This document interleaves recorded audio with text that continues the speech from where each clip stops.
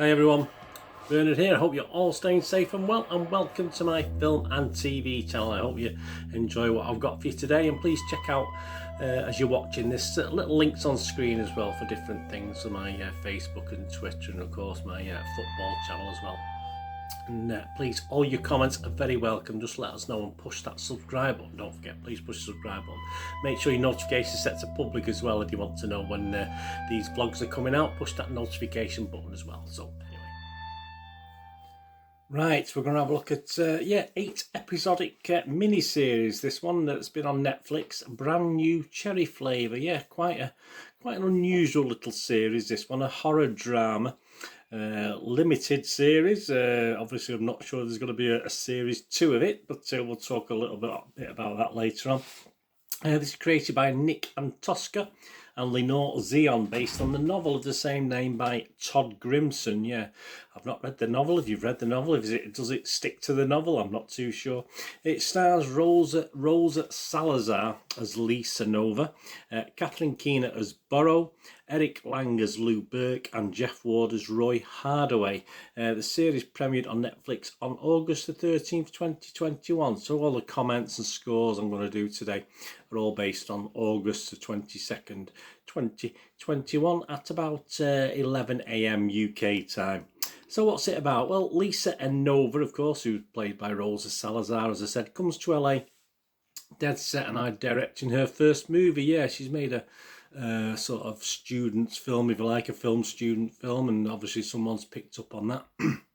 But when she trusts the wrong person and gets stabbed in the back, well, not literally, everything goes sideways and a dream project turns into a nightmare. This particular nightmare has zombies, hitmen, supernatural kittens, and a mysterious tattoo artist who likes to put curses on people. I don't think the kittens are supernatural, it's just the way they appear is supernatural.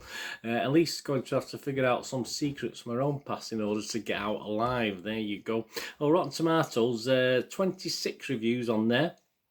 77% of them were positive, with an average rating of 7.4 out of 10, so that's not too bad.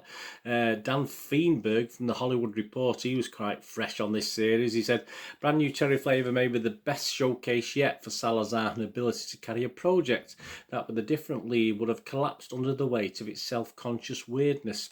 But we did have a Rottens as well, so here's one of the Rottens. This was Brian Lowry from CNN.com. The flavour certainly has bite, and for some that'll be enough, but as the macabre and just plain odd moments pile up, it's pretty clear that this is one of those made to binge brews that's a streaming TV equivalent of empty calories. Okay, the consensus reads on Rotten Tomatoes, though definitely not for all tastes, brand new cherry flavour is a delightfully deranged trip anchored by another incredible performance by Rosa Salazar. Yeah, there seems to be a theme, doesn't there, with Rosa in this. Rotten Tomato audience, yeah, 82% positivity. Yeah, so we'll have a look at the Internet Movie Database in a minute, and that's sort of similar sort of feel, I think. Metacritic, the other critic site we'll look at, only 13 reviews have been left, and it scores 62 out of 100, so again, not too bad, 62%. And it scores anywhere between as low as 20 and as high as 91 out of 100. And of those 13 reviews, 7 were positive, 5 were mixed, and 1 negative. So, not, again, fairly positive in general. Brian Tallarico from RogerEbert.com, he liked it a lot. He gave it 80 out of 100. It's as ambitious as anything Netflix has produced this year, held together by an incredible performance by Rosa Salazar. It's not a show in which everything works, but it's also quirky, easy to forgive its missteps, because it's clearly the product of a showrunner willing to take risks. Yeah, but yeah, Joel Keller from DECEIT, he wasn't as enamoured as Brian Tallarico. He said, brand new cherry flavour has its high points, but its story isn't unique enough, and its weirdness seems like the free-floating kind that makes most viewers scratch their heads at what they're seeing. Yeah, I can understand those negatives, to be honest with you. Internet Movie Database, yeah, this is what we're talking about before.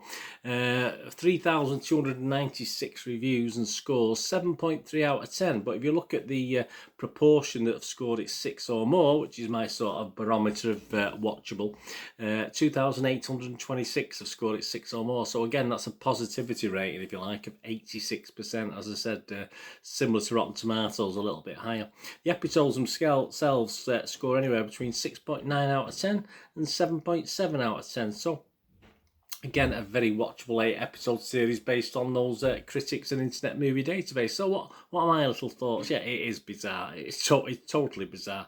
Beneath the Weirdness is a sort of a simple tale built beneath it all about a young girl who's obviously goes to LA in the hope of, you know, becoming a filmmaker and earning a lot of money. Well, that's the dream, isn't it, for people in that business? But obviously the cut and thrust and the murkiness of LA sort of gets to her. But rather than just a straightforward drama, we don't get a straightforward drama with this. It could have been a nice simple drama. It's enough content, you know, enough bad guys, enough good guys, good girls and bad girls to make this into a drama. But it adds a sort of supernatural bent to things. So obviously, where throwing up baby kittens is one of the less bizarre elements, I think, in this of the series, and I won't bother with another method she has to actually give birth to these kittens as well, which sort of pushed the boundaries of decency to the maximum, I think, and made me cringe just a little bit, to be honest with you. I'm quite used to weird things, but yeah, it was pushing it a little bit.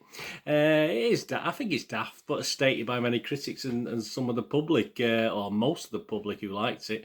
Obviously, Rosa Salazar is excellent in this. She actually carries this thing really well, and she's superb, to be honest with you. And to a slightly lesser extent, of course, Catherine Keener does a pretty good job as well in her role in this.